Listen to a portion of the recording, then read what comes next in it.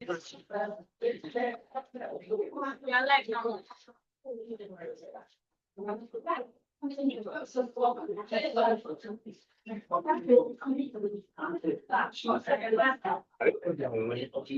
evening, everyone. Please let's maintain the floor. We're about to start a new session now. Thank you.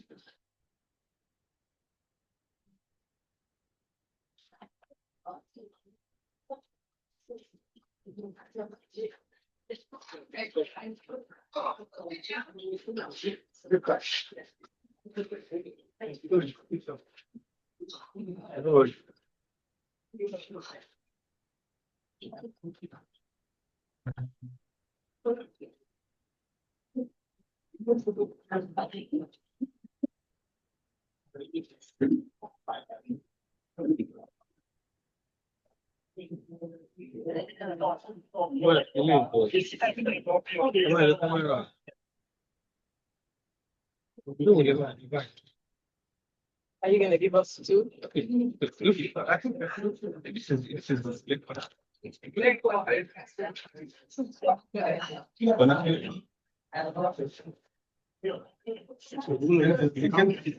But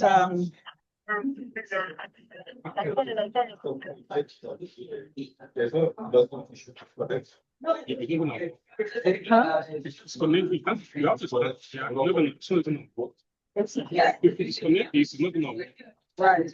So this thing is not.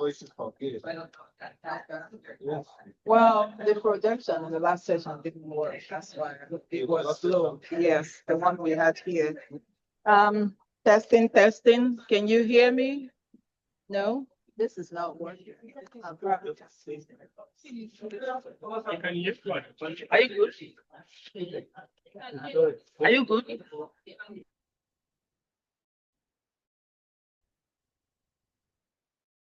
Okay, well, they hear us because I was at the back in the last session. We had no idea what happened in this session. We weren't hearing anything. What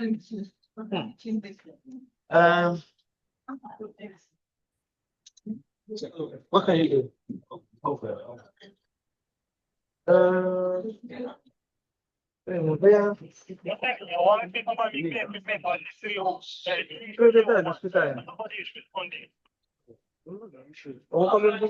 Can you hear me at the back?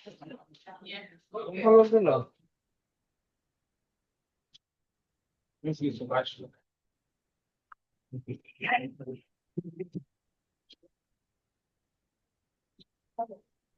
Okay.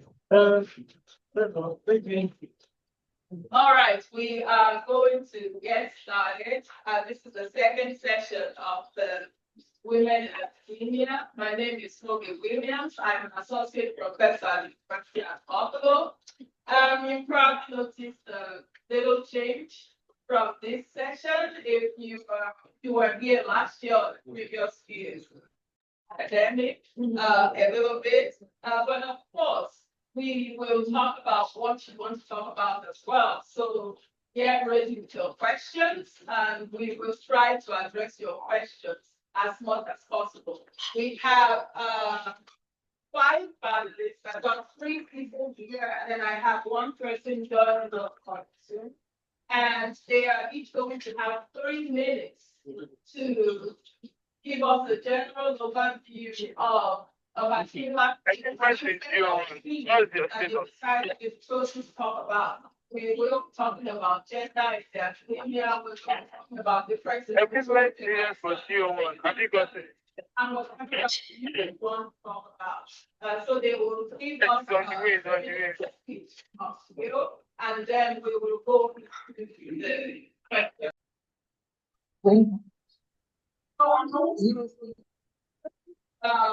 I'll introduce them one after the other. After I do the introduction, then they're going to have their 3 minutes. I will introduce the next panelist, and by the time we get to the end, then we'll focus on the question. So the first panelist, I'll start with our outline participants. Elizabeth Olayiwola, the faculty member at the Department of Broadcast, Film, and Multimedia at the University of Abuja.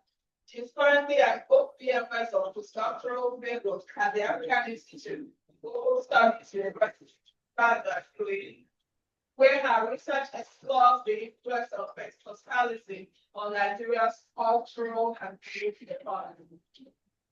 Dr. Oladipo. Good afternoon, House.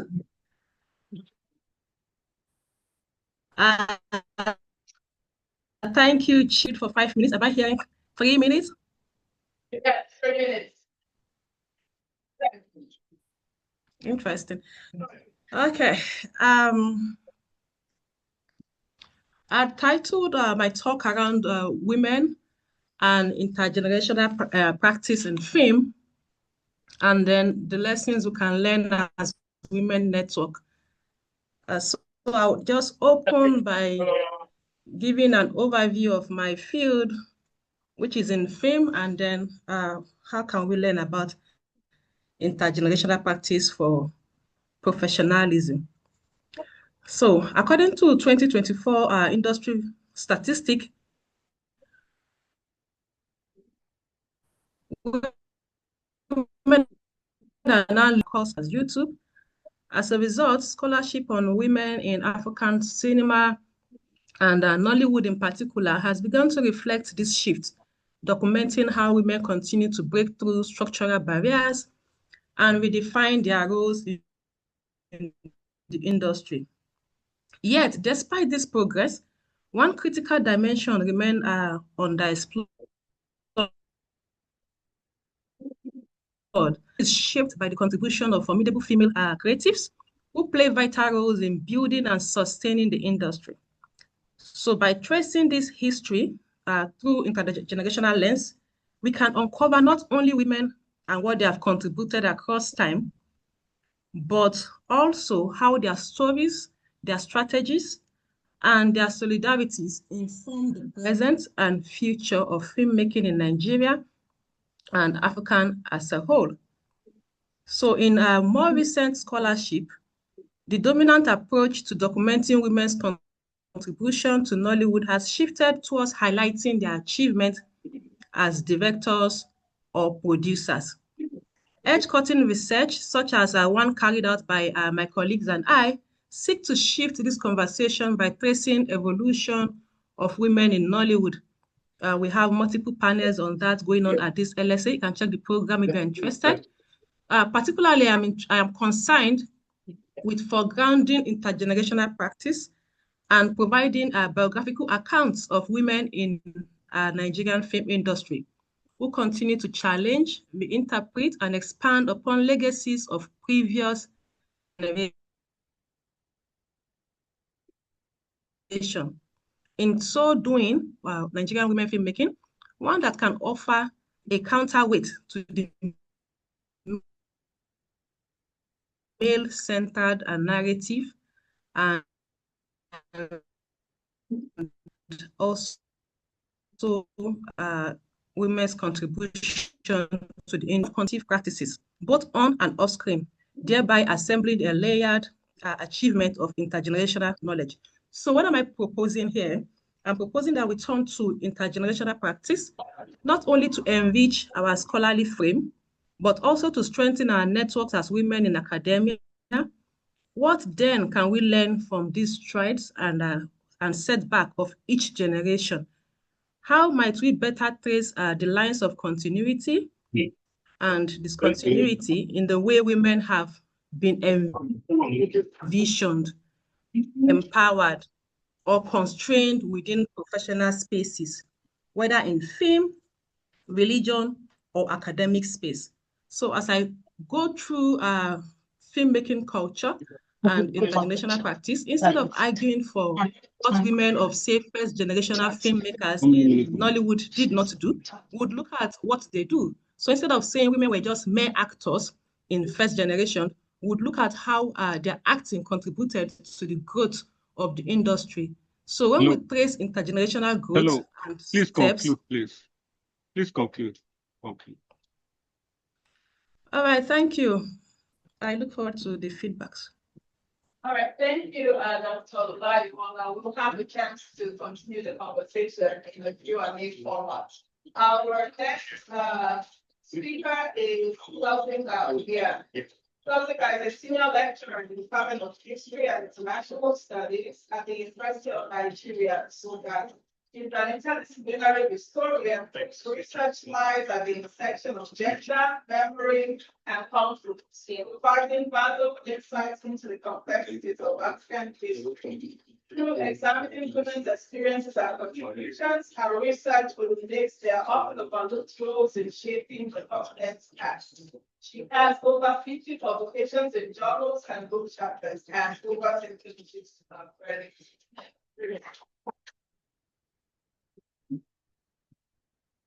Hi, everyone. Here I'm here to talk about the women and the gender students. So I believe that most of you here are either early career researchers, PhD students. So I will try to tell you how you can go about this research. Number one is that when you are studying about women, like Oge mentioned, there is a kind of silences about women, what women have done in Africa or other parts of the world. So women's voices are always marginalized. So for now, as a researcher, most of us here may be in social sciences or humanities. So when you are researching on women, I encourage you not to limit yourself. You can research on women and anything. The only thing you have to do is to push yourself a little away from your own discipline. Try to be an interdisciplinary researcher. And in this process, you can now get answers to social phenomena. As a lecturer, I've taught for over 10 years African women history. Each time I begin the course, I always tell my students, especially female students, that this is her story, not actually his story. So we are going to talk about ourselves. And in this process, we've been able to harness every effort women made. Because when we talk about independence movement, it feels like it's an all men affair.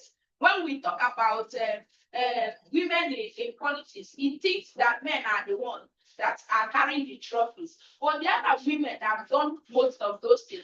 But another issue and issues I have with earlier researchers, when they talk about women, they talk about women leaders. Like we hear about Ashantua of Ashanti in Ghana, and then other women, African women leaders. But what about the lived realities of women? Like I just published in African Identities recently. I tried to project in my paper that actually they claim that colonialism tends to silence the voices of women.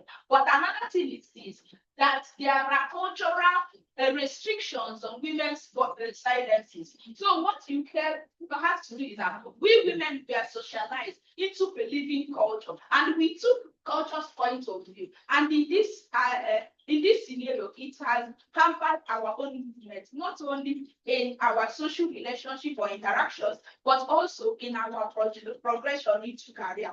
So as a woman academic, how then do you overcome the challenges placed by traditions which men try to monopolize in order to subject you, in order to silence you? So in this process, it led me to another of my publication with Routledge on contemporary African women. And there we try to see how women academics are trying to navigate the difficult terrains of maintaining your family and maintaining their career. So in these processes, we find that the more we are trying to come up, the more the cultures and traditions are trying to bring us down. So it is now left on us to try to find the balance and navigate this shift. Wonderful, thank you very much. One of the things that I really want to talk about is how to navigate those silent in the archives, because that's actually very important. It's not just about our experience as women.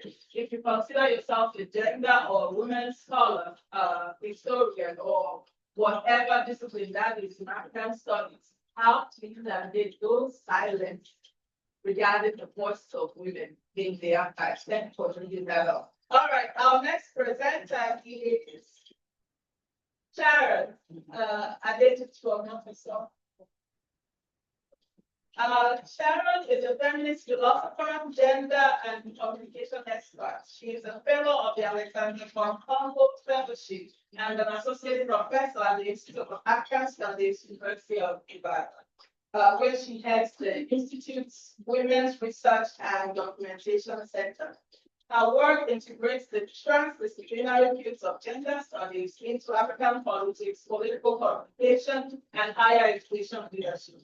On these, she serves on editorial boards of scholarly journals and consults for international agencies. Her strength lies in developing new innovative concepts that contribute to grants for scholarship, activism, and policy engagement. She's also a research associate with the Institute for Literature on Knowledge, University of Johannesburg, South Africa. Thank you very much. We've been having this conversation for some time now. And so I've chosen to talk about the last question. What recent scholarship on gender and women have changed how you think? And I have taken a look at that from salient questions that I brought forward and the key issues that I have been working on for over 10 years now.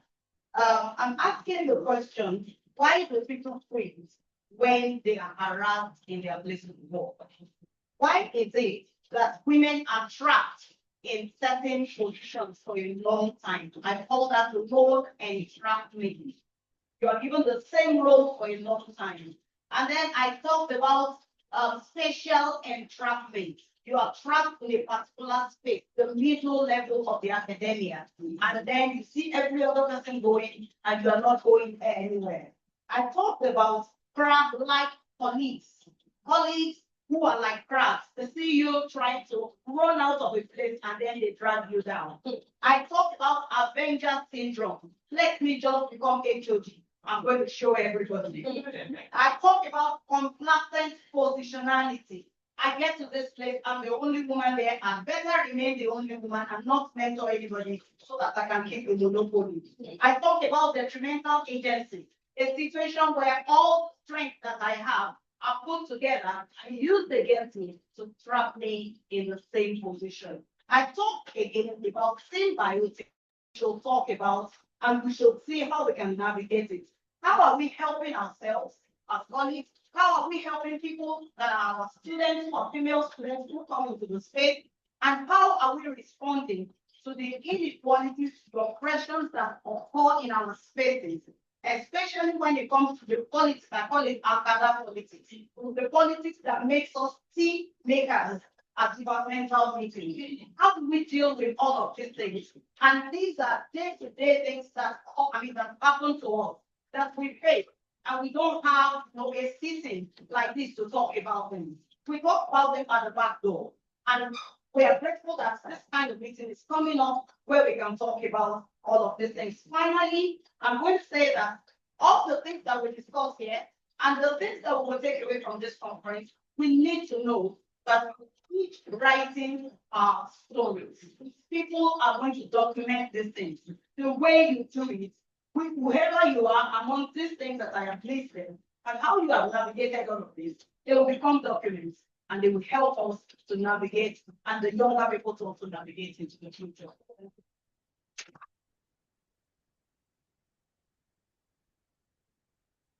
Wonderful.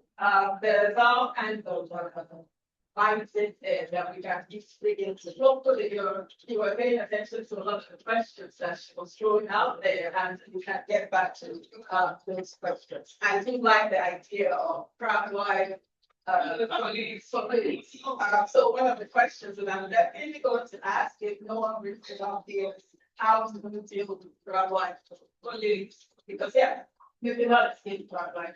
It doesn't matter whether you're here, if the African India or we're there in the West. All right, so our next presenter is Stacey Vanderhoff.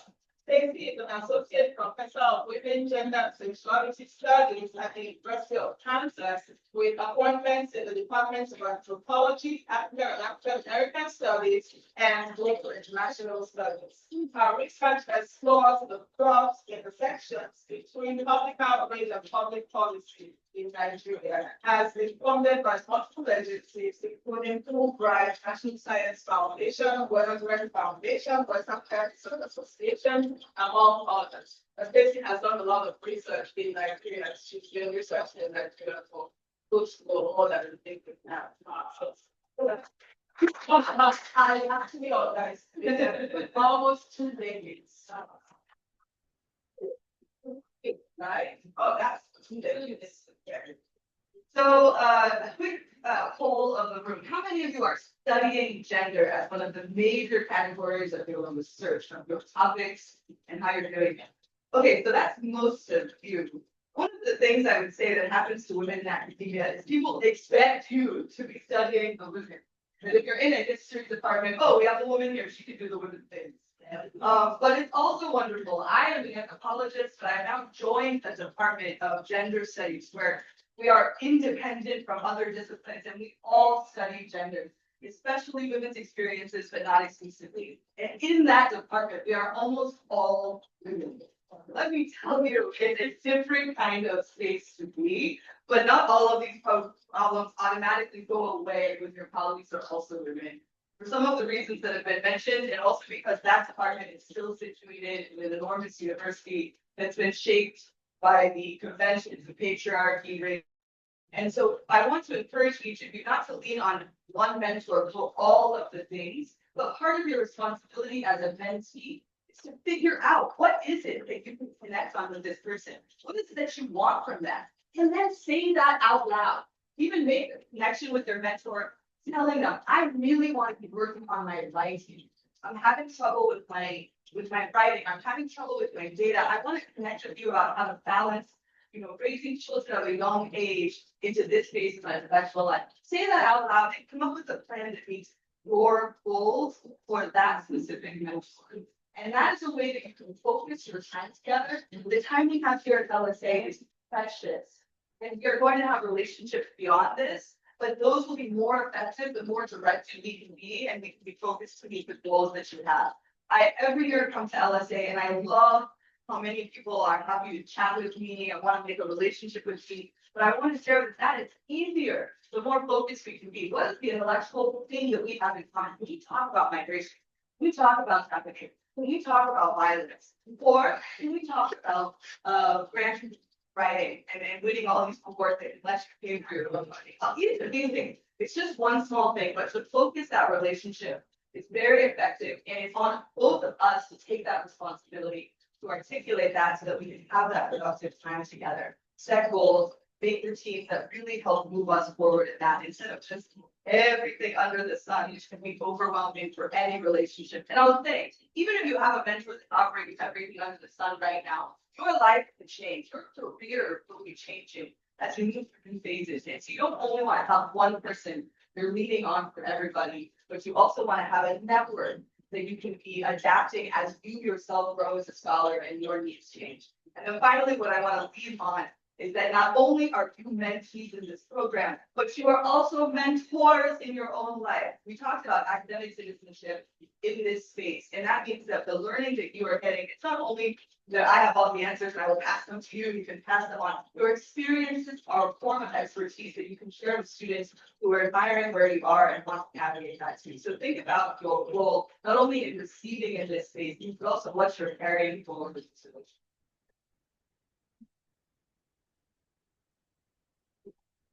All right. Amen to everything. If you are a mentor, mentee, I mean, these mentors can be extremely busy and are extremely busy. So if your mentor doesn't do this for you, initiate it, where do I? This is my goal.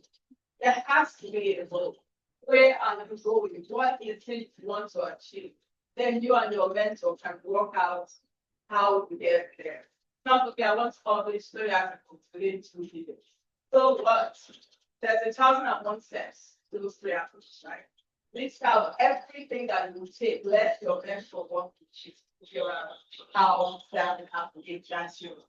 All right, so thank you again for this wonderful session. We still have Dr. Lai Loga online. We still all here. And I do want to take a moment to thank these mentors for their time, for basically donating their time to do this, because there's no compensation. I know that every one of them are, I mean, you get the vibes, the three vibes. They are extremely busy and competent, but they're doing this. So thank you very much for your time. Now, one of the first questions that I wanted to start with before I get to the audience, I have two questions. And the first one is do you consider yourself a gender scholar or women scholar or gender and women scholar? I ask this because when I got that concept, one of the questions was to study gender, right? And that's the question that I reflected on because they can mean two very different things, gender and women.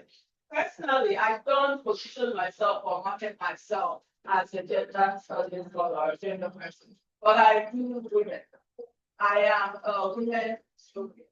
I'm a historian of medicine, myself of maternal health and reproduction, and I position myself as a women's studies person because I am specifically centering women in the narrative. So I'm curious about how you position yourself in that regard and why. And then by extension, in your studies, what are some of the challenges that you've encountered when collecting data on women, when doing your research? What are some of those challenges that you've encountered in the academia as a woman scholar or as a gender studies scholar? How do you do this? That's a loaded question, and I'll let anybody jump in first. Okay, in my place of teaching African history, I always tell my students that I am not a gender scholar. I am a human scholar. I want to talk about women. I want to project the women voices. So for me, I don't see myself as a gender. Gender is when you study about the sexes. But myself, I study about women. And the challenges I faced, yes, a particular work is a book I'm working on. The book is Gender and Sexuality, the marital infidelity in my own area. This book the study has taken me like over 12 years. It's still not published, but I have the chapters. So over the course of initially when I got into that book project, I thought it's just an article I needed. But when I got deeper, I found out that it's more than what I thought in the outside. So what I did was, fortunately, I was able to receive funding from my African Humanities program, and then it gave me the opportunity to go deeper in the field work. But there are experiences researching on that tradition, because that tradition is the exclusive preserve of men, in the sense that they claim that a woman that the cause control women's sexuality and her productive level. So immediately that you are married and the price that she paid, there are certain things you cannot do. You dare not, there are some communities that a man cannot touch your sister to a man. You need to tell your husband, go actually answer them to really from time to time. So another thing, and it recently, just to tell you how we see that it's a modern age. Because of the years of researching on this particular. So even people might interlocutor us. Whenever a woman, a ritual will go on for a woman, it's claimed to be gifted by ancestors of the gods. So they will send me to come either to witness or to. So for the recent time, the woman was naked and it's went by that long time. Yeah, the ritual reflection was taking place. So, but in one of those states, I went as an observer participant to witness the district. One thing I discovered in my research was why are women the enforcers of this tradition? Because the people that came around to witness that ritual convocation, I looked at them, and 90% of them were women. And because the that is the eldest daughter in the family has some roles in play. I noticed that the husband, the sister-in-law was one and with her own cliques that they should allow her to perform while everybody in the world with smartphones. So I now question the eldest man of the community that the ritual will take place. And in the process of questioning culture, this particular culture questioned over the years, I encountered the position. In fact, one of them was enraged at a point and said, why are you questioning the gods? That the gods will soon harm him. It was the kind of, he was so incensed.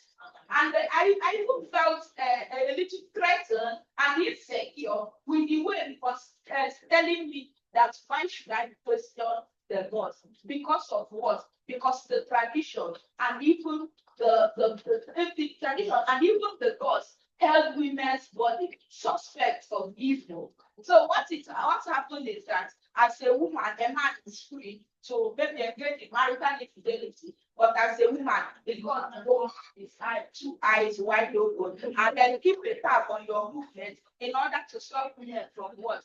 From not misbehaving. And apart from that, it controls women productive level in the sense that when you are married, I questioned it, when you are married, then you don't have the right to help your people, anybody, because once you do that, I witnessed someone that offended. Once you do that, they got to open their two eyes wide. And the men are not comfortable when women question culture. So what I did in my book is what we call cultural questioning. So in this process, the men became the border guards of tradition. They will not allow you to penetrate. And when you ask women they've already been socialized to accept God, so they cannot question God. So all right, you want to answer? I'm sure you have questions. Wants to jump in? Yeah. So for me, I describe myself as a gender scholar and a feminist scholar. It is both. And the reason why it is both is because one, I teach on the gender studies program at the University of Ibadan.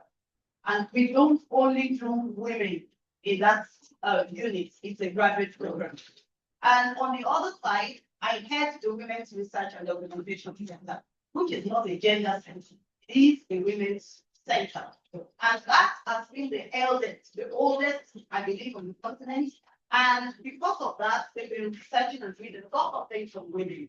And so I cannot say that because I want to do studies on women, and I now ignore some new things that are emerging within our societies. And so a few of us were uncomfortable when we saw men sitting in our midst, like this is women's day, what is this? You know what the point is, we found out that in gender studies, as much as we're empowering women for the past 3-4 decades now, women are coming out, women are getting empowered, women are calling the shots and all of that. But the men have begun to deteriorate. There's a lot of problems that men are having and a lot of insecurity that's going on with them. And so as a result of that, I will do women's research. I will write about women, and then I have veered into working on boys to see what's happening for our boys. Why is it that when we have convocation ceremonies, the best in every unit, the best in every hall is the lady? What happens to the boys? Even in engineering, in math, in science, you find the girls play well. What happens to the boys? The boys went best, they went withdraw, and so on and so forth. And so when our girls now become whatever they want to become, the boys, because they are boys, they are not men. They are irresponsible. And so we need to research not only women, as we write women back into history, we have to begin to reopen the chapters of the men. I call myself a feminist and I call myself a gender. I am really glad that you brought up this question about, or the point about the downsides or the pluses and minuses of presenting yourself as one versus the other. Because one of the things it affects always, even when you study business, you have to engage the men. Like one of the questions that I began to ask in my own research was, looking at childbirth, maternal health, and all that. The men are actually missing. And we know that in combating maternal mortality and maternal health care, we need the men. Where are they in these two? And that's to the point that Dr. Odia raised, culture. They are the cultural barriers. And to change most of those attitudes, you need to engage the men, right?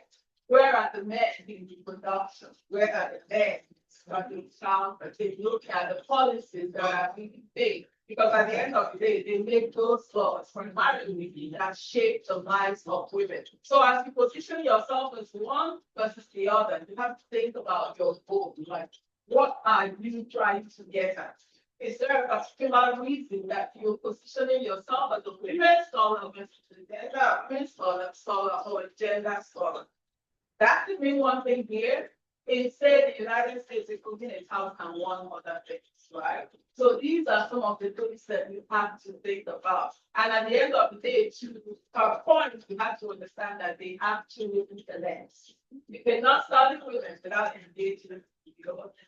You cannot study men without being at those women. So think about those two personalities. Close one to go ahead. Dr. Elizabeth, do you want to jump in this one or? Okay. Thank you. Thank you to those on ground. I've enjoyed the feedback.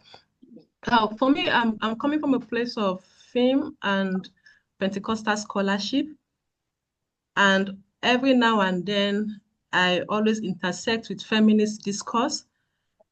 And like the house I've been saying, it's so difficult to avoid gendered conversation when you're talking feminist discourse. So why my work cuts across women's studies is in relation to.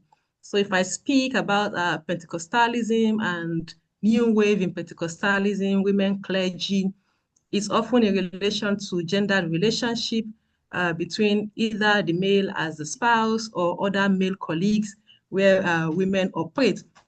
And okay, so some of the challenges that I face personally with women's studies, feminist studies, was at first when I started out, and it's more like trivializing. So you see colleagues trying to trivialize what you do sometimes. And I remember in my first conference at Ibadan, that some of the male colleagues were like, why is every woman always doing gender studies? Don't you have any other thing to talk about? And this is just a means of trivializing what you are doing, because it's not all women that are doing gender studies. There are a number of women interested in a broad range of conversation. So is that trivializing of the discourse? For me, that was my challenge when I started out. Thank you. All right, thank you. I'll just add one thing, which is as a matter of like interpersonal dynamics. Amongst gender scholars, women scholars, don't take the bait when someone just wants to say, but what about men? Every time we mention women. Those are not serious questions, and you do not give them serious answers. There are people that just will go to and they'll get under your skin, and I try not to let them, and I'm only sometimes hold in that answer. But when people have serious questions, then absolutely engage that conversation. Bring everyone into the room. But when people are just mocking something, don't dignify that question with your intellect and your time and your labor. That's not. Thank you. All right, so we have about 4 to 5 minutes, I think. So I do have 2 more questions, but I'm not going to ask you for now. I'll open it up to the audience. Let's hear your questions. Yes. Just name and affiliation question. All right, my name is Soluku Paladeshita from University of Ibadan and Paladise University. All right, she mentioned something, it's not like the comment. She mentioned something about serving tea or when did we become tea servers. You know, it just struck me when she said that this is true because most times when you are looking for treasurer, it's the female. When they are looking for vice president, it's already reserved for the female. And I just thought about it that to think of it in my department, I joined the department in 2006. And since that 2006, I've been in charge of the welfare committee. Yes, so since 2006, I've been charge of the welfare committee. So somebody has given back what was the big money and the one in charge. They want to do something. I've been talking about this one. So I mean, it's there, you know. And as I said earlier, you know, what the criteria for promotion, is set up line.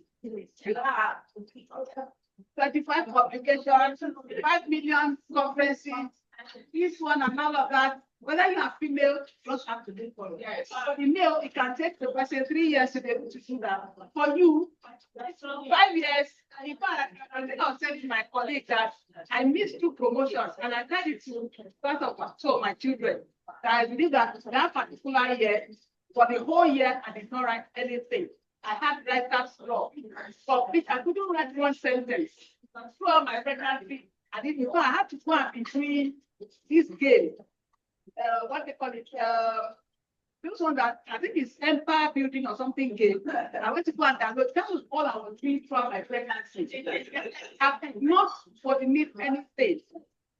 But I'm still expected to put in papers at the time when they are doing this already. And as I also said, you want to go for a conference, the men be able to pick their bags and tell you their fate. But you have to fast and pray and do like Esther. So I don't know, but we have to start there. I will turn that into a question. That's an excellent point.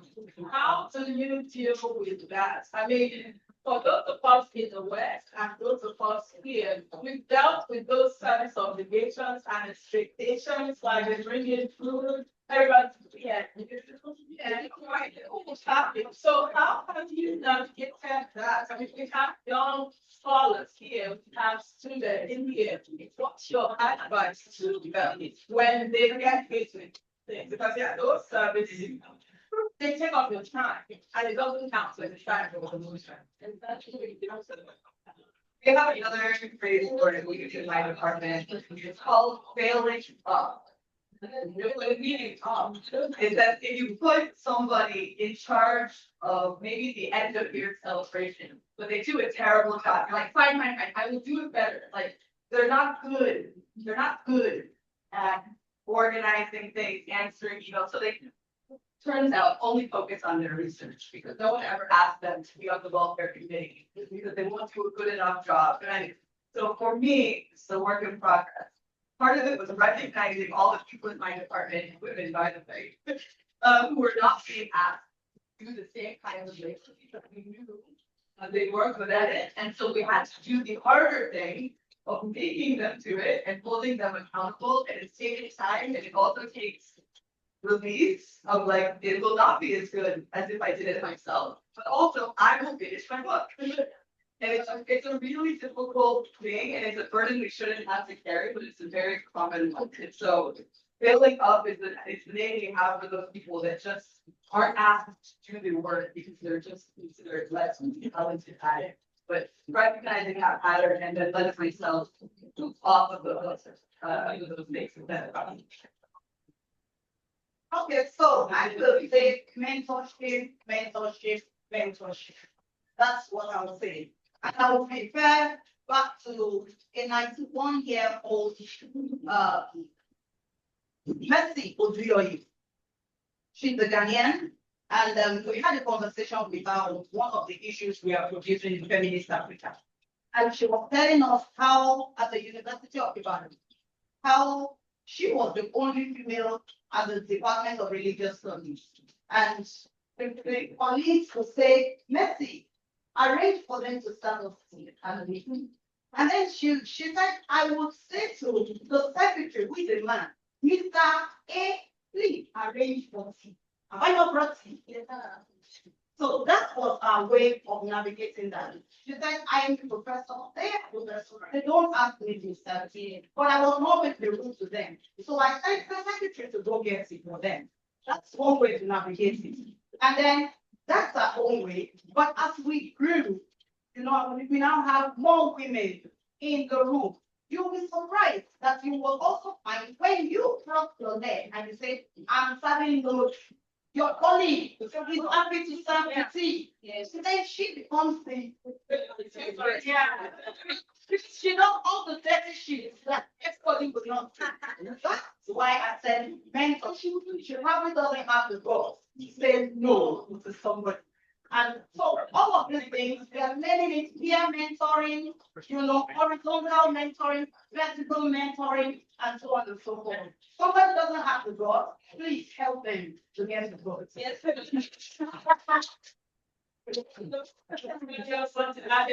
have your question online? Question. So one of the things that my mentor, when I started this, and then one composition at my previous job, so upon herself, like, yeah, I know what you do. I know the direction you go, don't do it, be there, don't that. She's a retired she had a lot of experience. But one of the things that you have to learn to do is say no from the beginning. If you are that person that they ask, can you do this note? Can you do that note? Can you do no? And they will start thinking twice or asking because they know you won't. So think about, I don't say I'm not going to do service. For us, service is part of our promotion, part of what they consider. But one thing I will say, think about what makes sense to you. What kind of service do you want to do? Think about the kind of trajectory. Think about your promotion 7 years from now, 5 years from now. What kind of narrative do you want to have? Do you want to be this person that is champion of diversity? You need to find the diversity service. Do you want to be this person who is champion of hospitality? Great. Some people are the welfare stuff, but build a narrative, build a profile, be deliberate about what you say yes to and what you accept. The other stuff, nicely say, I'm at capacity right now, I think you cannot take this on. Sorry. You can one position, I said no 3 years ago to the dean of my faculty. It was the associate dean.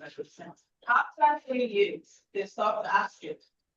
And then my department also protected me at the time as a junior colleague. If she doesn't want to do it, we're not going to make her do it. My chair would not come and say that. They protected me from all that. So form allies with your senior colleagues and then be strategic about saying no. I don't want to do this, but I can do that. I'm interested in that. And then in the room where they want to turn you to the tea person, the serving girl, or whatever. As the men, we women, we tend to be uncomfortable in scenarios like that. You feel like you're expected to get up and go serve that tea.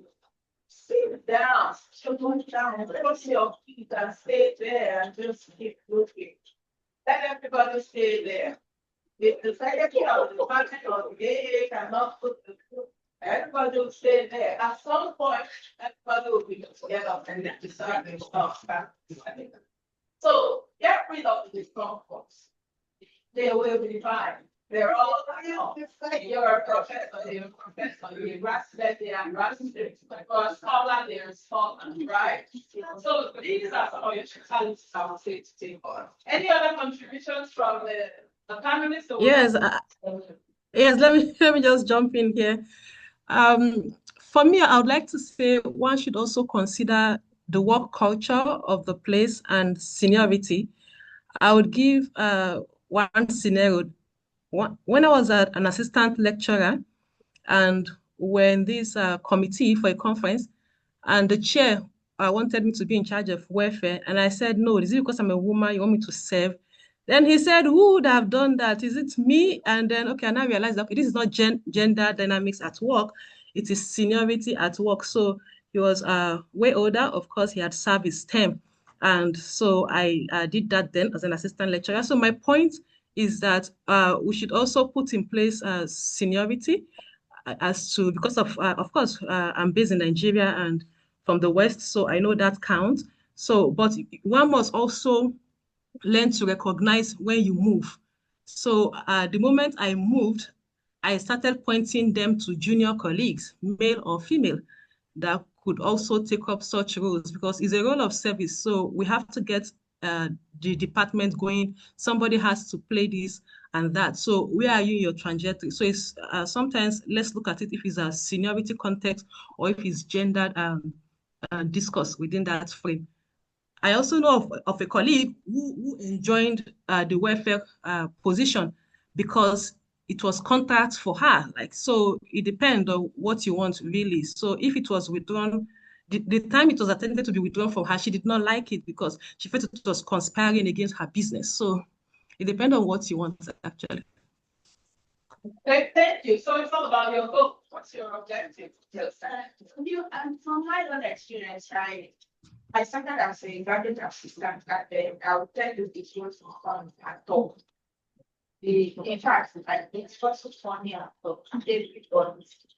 So people, whether even the female cannot affect you if you even get it worse than that.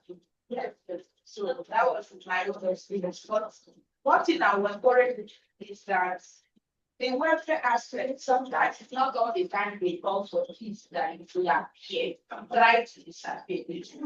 And it will help you. You can give your mother, you have a kid, your kids, you can also use them as an excuse and avoid appearing at every school and church. And from there, you also excuse yourself, your body, bring this, come and serve me.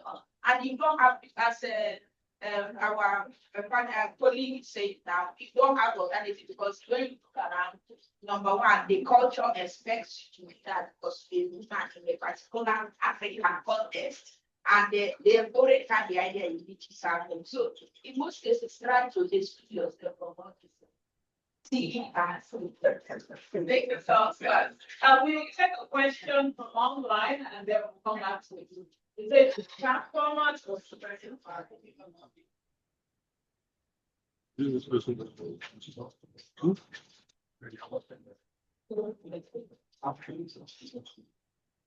All right, while we try to get the online question. Everyone. Yes, Go ahead. My name is Abosede Badola. It wasn't a question really. I just wanted to say something about what Professor Adini Additional said earlier. As women, we should know that this is not what happens everywhere. It is not, you are not required as a woman to forget about your gender as a woman or the challenges you face as a woman and put in your papers the same number of without considering what we face as women. But I believe in places where this is put into consideration, some women fought for that. So when we're advocating for inclusion in academia, those of us that have relatively moved up, we should put this before in a committee we find ourselves. We should put let people know that women face some peculiar challenges that their male colleagues do not face. For example, I had all my children in Nigeria, and when I had my last child in 2017, I didn't know what was happening to me. I was battling postpartum trauma challenges and what have you, and I had to return to work. So I returned to work, but it wasn't easy. To be honest, it wasn't easy. It was until I applied for a fellowship in Europe that I realized that they put that clause there that if you take a year to nurse your child, if you have a baby, you will leave at a particular time, that year does not count. We don't have that in Nigeria. So we should amplify our voices. We should make this known. This is why it is important for women to to represent their other women, to be included, because if we are not there, then nobody people won't be to know our challenges, to put our challenges into consideration when they are making policies. So we should not be quiet, especially those of us that have moved up. We should not be quiet. We should make we should fight all these challenges that we're facing. It's not that we are begging for people to pity us, or we are trying to advocate for something illegal. No, but we women, we face is I'm not saying that every woman faces those challenges, but most of us do, and we should not be quiet about it. So yeah, that is it. Thank you. Thank you. So the biggest thing I got from here is we have to be in the room where it happens. If you are that one woman or that two women in the room where it happens, where it's the specific, we have to use our voices. We have to actually use our voices to encourage a shift in culture. For instance, maternity leave, what happens to a woman's solution for men? So we can't, because the only thing women in the group, you are very important because we are representing everybody else that's not in that. Something to keep in mind. All right, see you. And we have about 30 minutes, so we're going to go through questions as quickly as possible. Answers as quickly as possible. These are the shapes, feel the so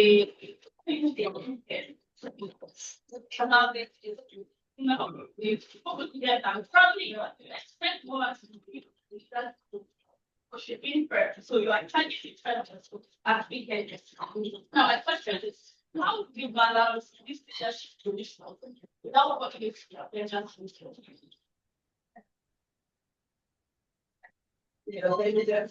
okay.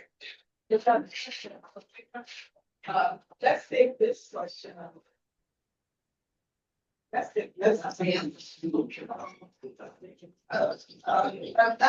about how you get into position and you don't think you're behaving.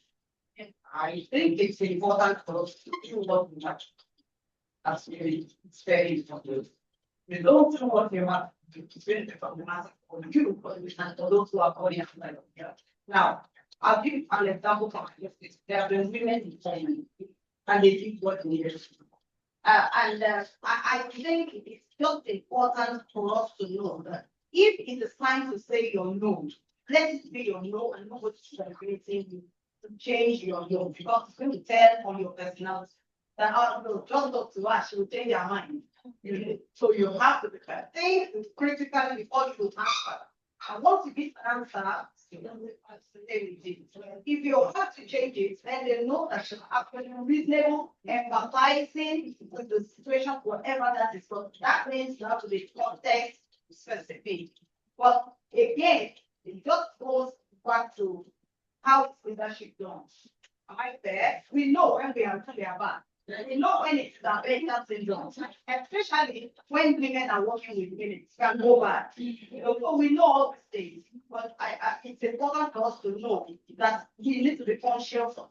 So when you sit in the seat of power, you have to recognize that you are serving both men and women, and you have to do it.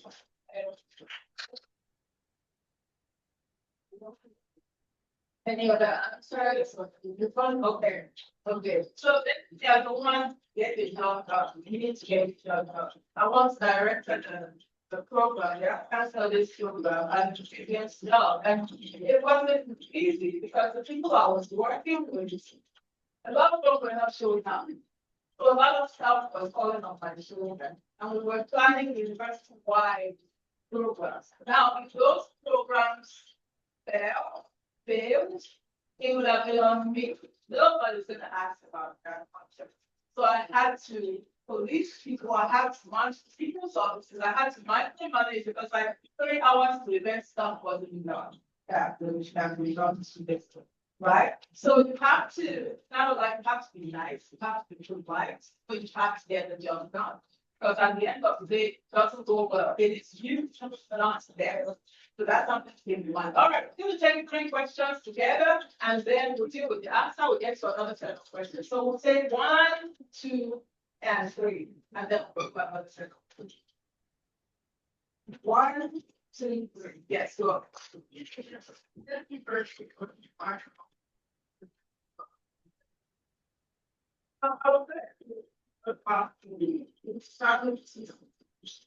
First, that's the way I'm you know, there are probably like 5 chapters.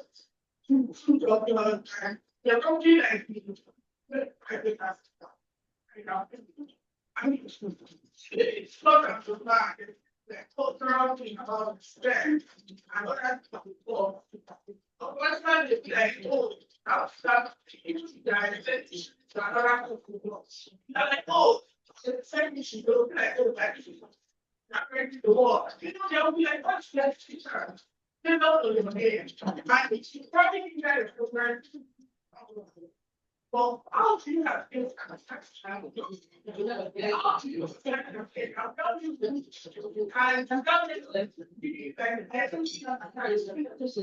Okay, excellent question.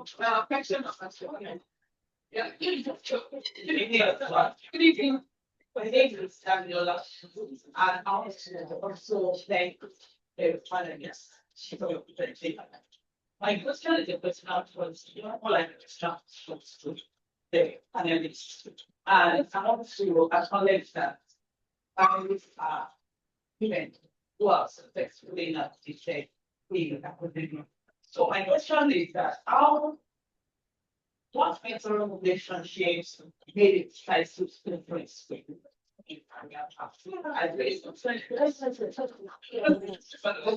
okay, great. Question number 3. I'm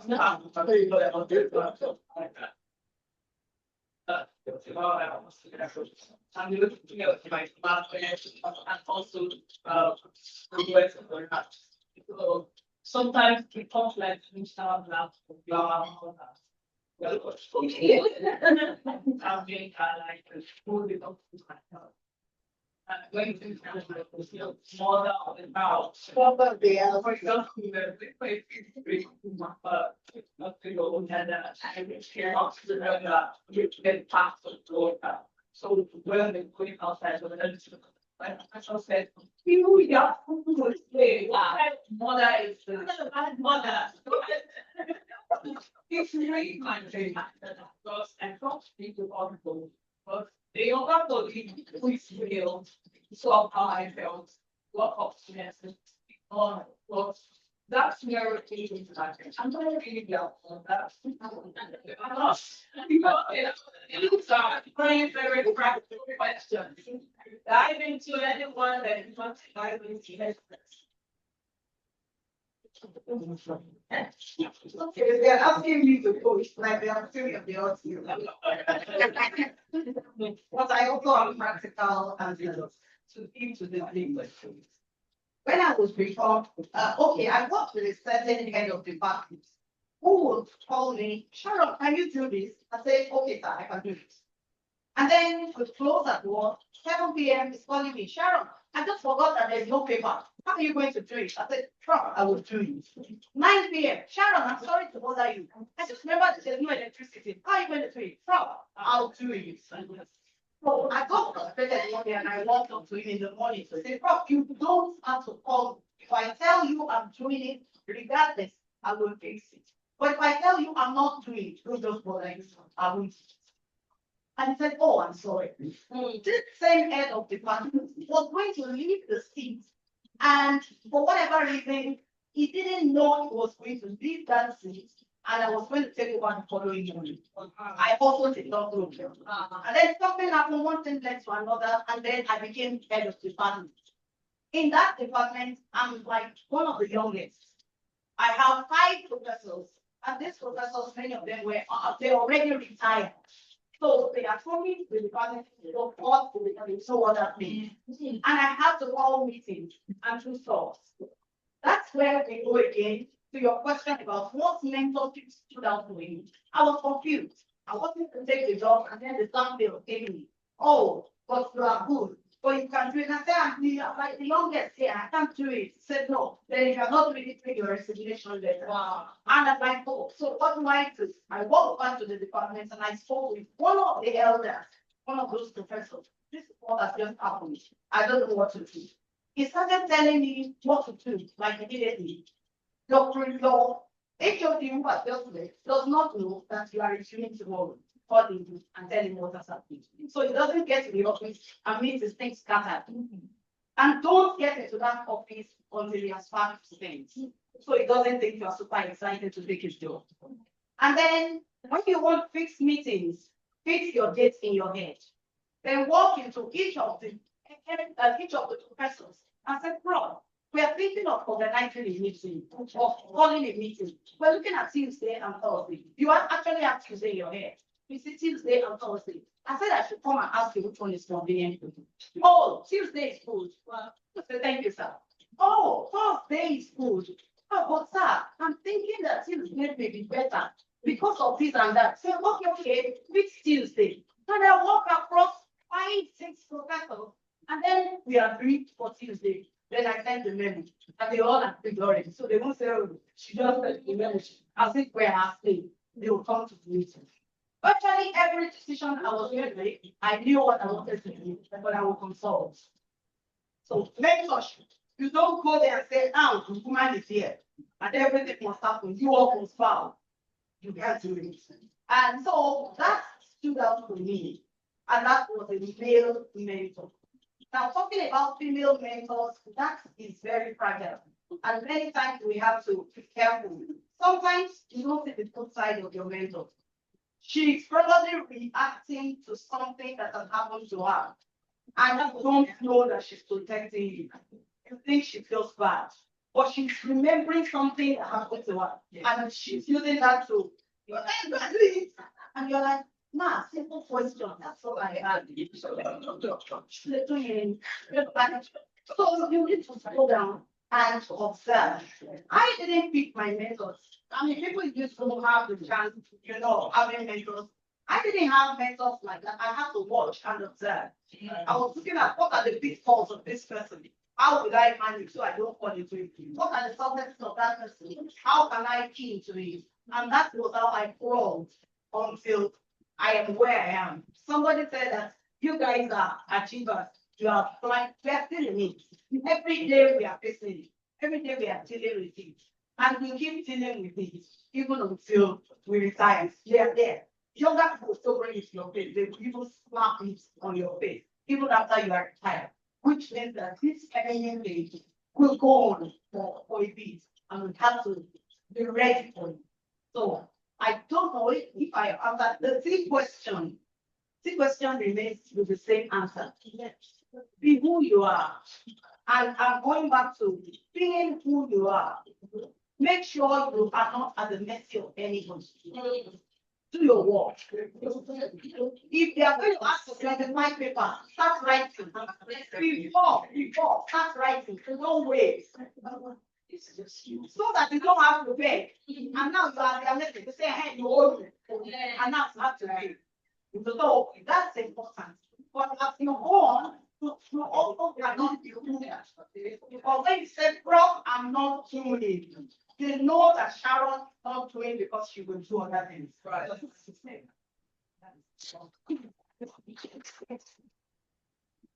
Any other additions? I think you told it. I just want to add very briefly an addendum, which is like you get to decide what your goal is in that moment or what's more important to you with your key question. You get to decide what you do how you respond to those pressures. You don't get to control their response. So sometimes there's charm and there's strategy, and you can, it's especially something's very important. You can work your way around and sort of optimize all these many factors. But at the end of the day, there's no magic that's going to let people, everybody like, I mean, that was part of the question. I want to do social change, but I want them to still like me. And some of these people don't like social change. They don't want this other vision of society. And so it's difficult. Maybe you decide to serve the tea at the end of the day because you just don't want to be yelled at that. There's always consequences. And I'm just trying to encourage you, don't take responsibility for other people's reactions. If it's just about their judgment, let them sit with that. That's the real problem.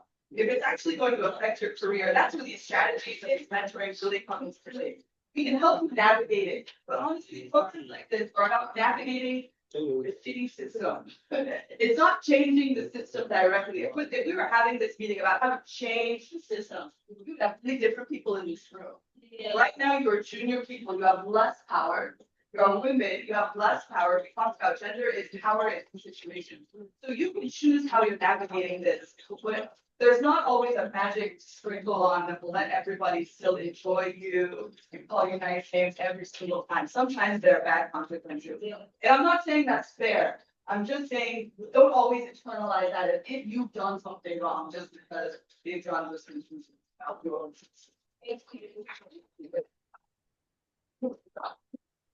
So as a graduate assistant, something like me, I cried a lot. So what I will tell you is this: the only answer to them don't you as a woman because they do not believe you have something else to do. In fact, at a point, my 4.190 GPA, I thought I graduated from the class. So the only answer is hard work. Work hard, keep working, don't give up, don't give up, keep working hard. Your hard work will be good. You will respect you.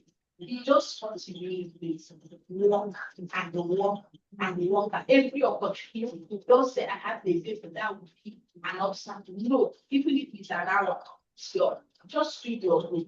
When you are in the toilet, think about it. When you are going to market, think about your design. Once your hard work is there, you don't need to come back professor and apply for lecturer one so that the professor will have it. If they require, like okay, say, if they say the journal article is 5, give them 10. If they say for professor is 25. I gave 53. So what you have to do is to be work hard, don't miss it, don't fall at the mercy of anybody. Once you start with people, you will start developing. And thank God you have the opportunity I never had. You have mentors. You can write any of us and ask questions. No matter what, to respond to your email.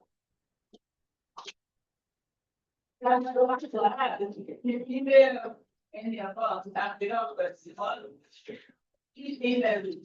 I can tell you how busy and how many people we get buried on. No, I just said that, and I remember that. It's not so in some of those hospitality things. You will realize that they will just survive. So one of those days, where we left.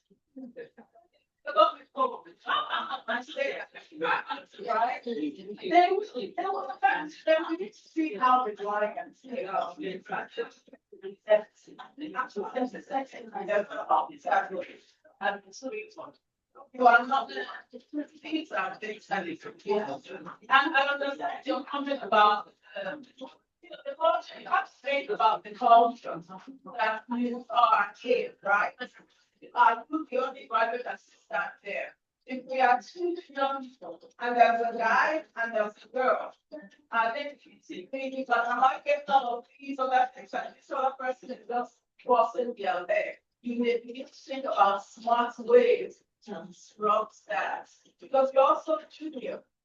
And we're talking about Nigeria and India, how to navigate that very nicely. like she did, right? You have to, and one of the things she said about strategy was the way that you actually make your decision, but you want the people around you, these professors, to feel like they have ownership of that decision making, to feel like it is their idea.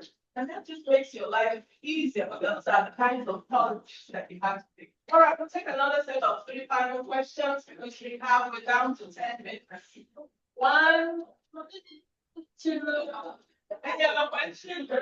All right, 3 questions. We got that. So 1, first one. Yes, go ahead. How have you been navigating extra at work?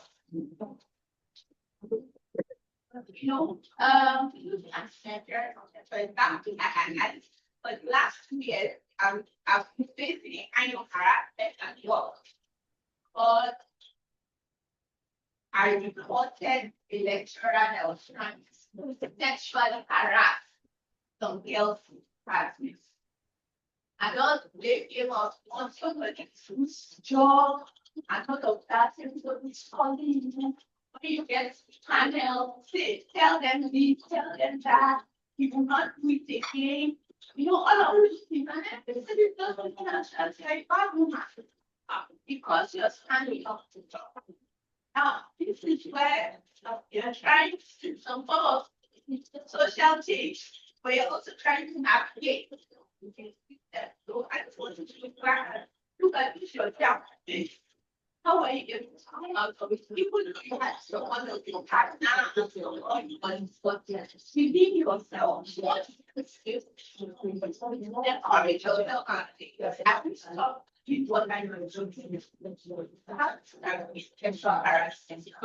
thank you. Question 2.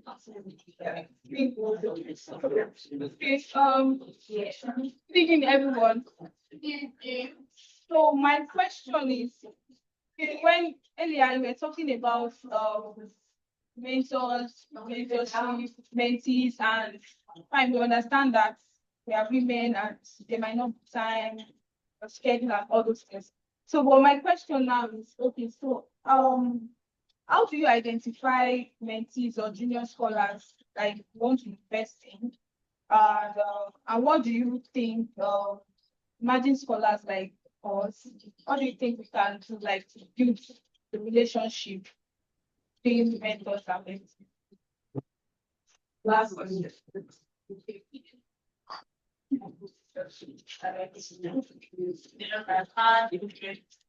Got married and then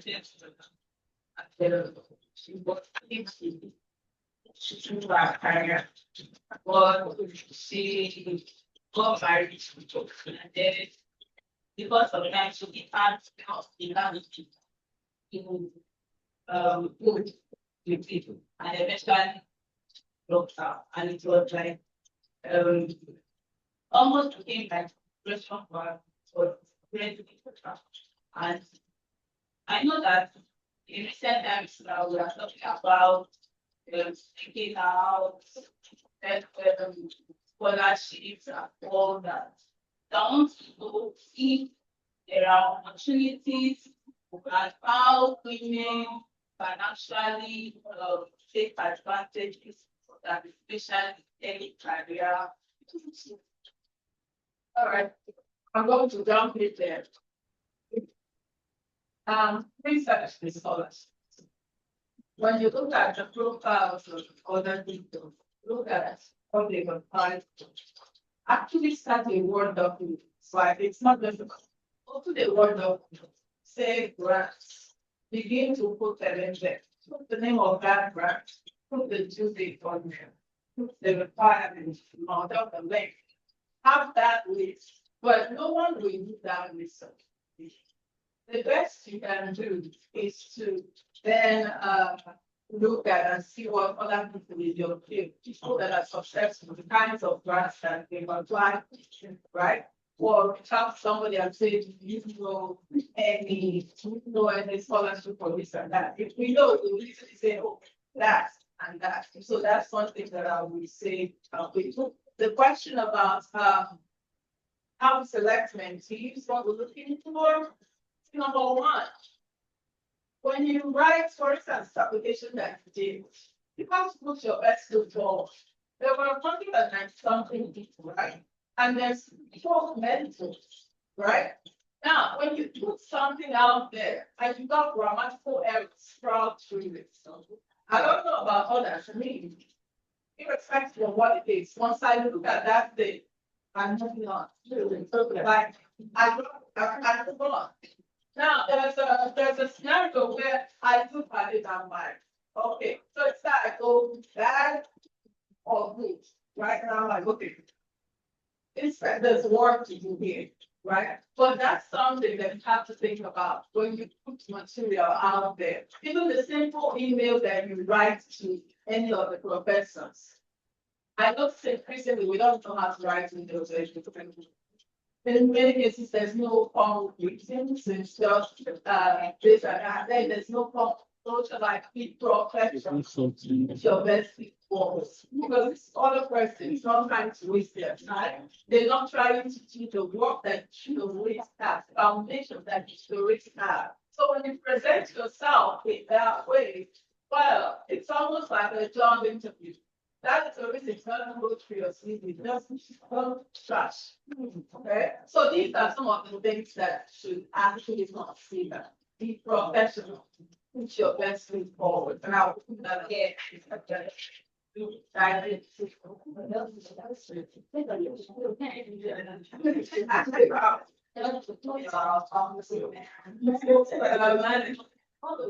so I was going to say,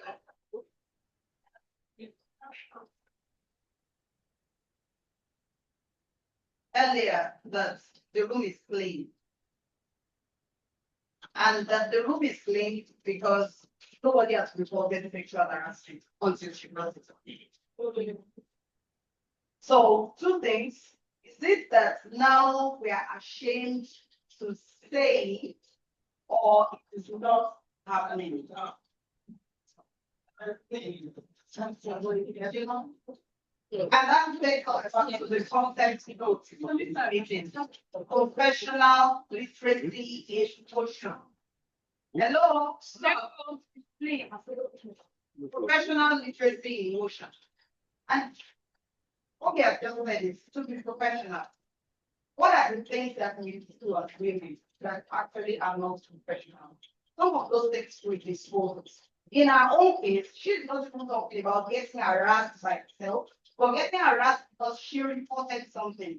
Or are we going to watch and let things swallow and action? But while we are trying to save the day, are we also going to put our neck on the line? See, there's a balance. There's a way to go about some of these things. There's a way you can report and nobody knows it's you who are reporting. So we make our mistakes and we learn from them. You know what? We always do come out of those faults because we are humans and somehow we'll survive it. I have gone through certain faults that you know when you have several colleagues and you are asking, what should I do? Let's say, kidding.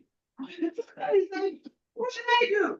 So now you are in the middle. If you have to talk to yourself. So what should I do? And I've been in dilemma like that, and I have to just ask myself, what do you do? And I got to the point where I said, okay, I have to manage this because this job is going to be on for maybe another 30 years. I'm going to be in this space. And these people that I'm contending with have actually been in this space for those that they've seen all kinds, good, bad, ugly. So they know when you're bringing that hand, they say, this Sharon want to behave like so 20 years ago. Yeah, so that is why we have to be very careful. We have to be careful with things. So you overcome it. I don't know how, but you overcome it. Just go one step at a time. You know, with it. There are times when you have to withdraw. There are times when you have to be quiet. There are times when you have to say, okay, I'm hard. They say it's okay, I'm hard. So you don't have to say, no, I'm, you know, like that. Then this person in depression or failed prospect. I would want to say to those in the room who are not yet married, the red flags are there. If you have to be a professor and you are dating a guy who has no future ambition, who cannot stand a professor, you know your red flags are already there. You don't even try. For those of us who are married and we found ourselves here, we even have instances where the husband is professor, the wife is professor, and the husband will say, hey, you are running too fast. I was a professor before you are professor. That's another battle. So we have it in different layers. But in the case of this person, she will have to slow down. I can tell you, I had the year to slow it down. When people told my husband that whenever your wife goes to conference, person can retire. Yes. And he kept that in the head for a long time. And whenever I said there's a conference, he said no conference. So, and I held that for 10 years. I wasn't for 10 years, I wasn't going there. But every year I will tell him, oh, so are going to conference. He will ask questions. I say, oh, how did they get that? They applied. But me, I decided not to apply because that's our ability. And we went on, and one day just called and said, because I showed him, oh, there's another conference call. What's this one? So I cannot do it in South Africa. He just said, oh, but you can try, why not apply? So I applied, and it took me, but there was no money to go for this conference. Lo and behold, he agreed to sponsor the conference. That's why I would say invest in friends. It's very important. Every little thing matters. So you don't say, I'm waiting for the scholarship. It doesn't come almost immediately. You have to write and write to get your nose. Many of us in this room have our nose. We all pocket. And now we get to a problem. I think mentee selection. I said it all. Actually, for mentees, I was speaking with one of my mentees who was telling me that, you are not encouraging, you're talking about another mentor, you are not encouraging her. And I said, there is a point that you get to that you know your mentee, of course, have to crawl and to walk. And when it's time to fly and she refuses to fly, you cannot give your own wings to her. She has to fly on her own. And she refuses to fly, there are other people waiting. That's the cycle of the world. And that's why each of us, even as mentees, must put our best foot forward. When I am thinking about my mentee, I'm looking for the problem solvers for your information. Yeah. So when you think I am your problem solver, I am also looking for a problem solver. Somebody who can call me in the morning and say, hello, Dr. Sharon, today is somebody's birthday. You have not sent a message. Because I'm always forgetting. Or you forgot to apply for this. Tomorrow is the deadline. That's the kind of person I'm looking for. Not the person that I will complete every day. The person I can leave in my office and say, I'm going for 1 week. Fix this, fix it. That's a solution bringer. Bring something to the table. Otherwise, you are. So let's reconsider ourselves. When we go to people and we say, please, my mentor me. Anybody who comes to me like that, I just take them for you that they are paying. Because I will ask him, what are you good at? You are either good at writing or you are good at speaking. So if you are good at speaking and I know writing is the problem, I know where to mentor you. But if you are good at speaking and I know that, if this is your weak point, I know where to go. So these are the things that we consider. You have to think, what do I have before you start looking for things?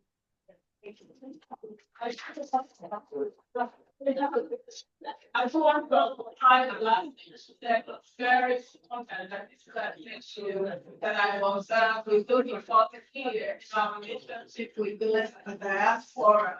We always think about what we we always think about what we can get. What can we offer to this benefit? You are here, you have access to for instance, there are different things you can offer to transcribe something. It's a two-way street. And when you treat it like a two-way street, they will treat it that way too. They will begin to treat you as an extension of them. If you treat it as what can I get, take. They'll be treated that way. They're not going to go out of the way. So think about what you can do for these ventures. It's God. We also need help. All right. Any final thoughts on the panel? We'll wrap up. I find out because the one mentor that I had who was working in a certain university and he was applying for PhD and he would apply like 15 times in 1 month for different things. And he will send it, Dr. Charles, I've applied for this, they will send you a request for reference. I was writing until I got the request that I asked him, hey, what have you been submitting? And I'm wondering if I did. And he said, oh, I just put my name and sent the same application and said you are.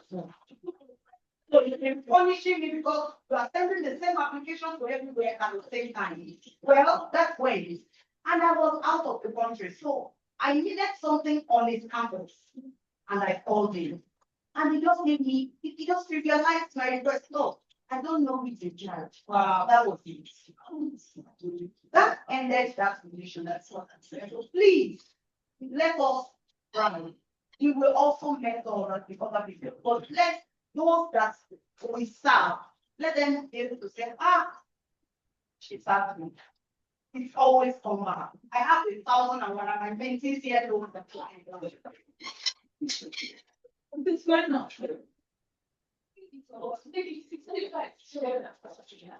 Is it my laptop? No, it's fine. Sorry. All right. Thank you very much. Wonderful session. Now we'll go for our dinner. Thank you so much. Thank you. That is the session today. Thank you, Elizabeth. Thank you. Thank you so much for your participation. You have a